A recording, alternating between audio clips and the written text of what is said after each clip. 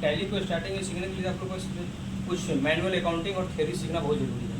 जब तक आप मैनुअल अकाउंटिंग और थियरी नहीं सीखेंगे तो आपका टैली में एंट्री करना थोड़ा मुश्किल है। इसलिए हम लोग सबसे पहले टैली पे एंट्री करने के लिए सबसे पहले हम लोग उसके बारे में फंडामेंटल, कुछ बेसिक अकाउंटिंग, कुछ उसका रूल्स कि कैसे मतलब एंट्री होती है, उससे कुछ गोल्डन रूल होते हैं उसके बारे में बताएंगे।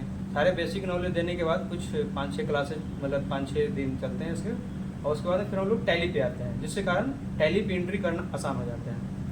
ठीक है, टैली पे जब हम लोग आते हैं तो सबसे पहले हम लोग उसमें कुछ ग्रुप्स बने हुए रहते हैं। सही अगर इंटर ग्रुप में नहीं जाते हैं तो बैलेंस शीट के अमाउंट इधर से उधर हो जाएंगे, पीएल के अकाउंट इधर से उधर हो जाएंगे, जो आपका सही डेटा नहीं आएगा।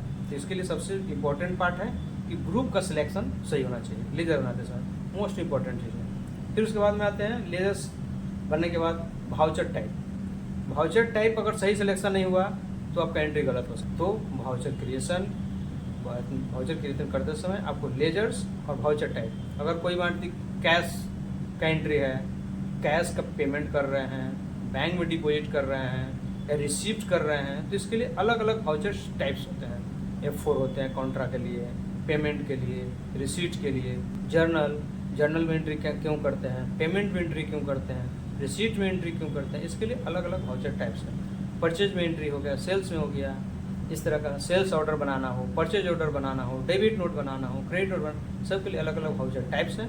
सही सिलेक्शन हम पहले उसका करवाते हैं, उसके बाद में भाउचर एंट्री। अगर आप सही लेजर क्रिएट कर दिए, ग्रुप क्रिएट कर दिए, भाउचर टाइप सिलेक्शन आपका सही हो गया तो एंट्री ऑटोमेटिक आपका सही हो गया।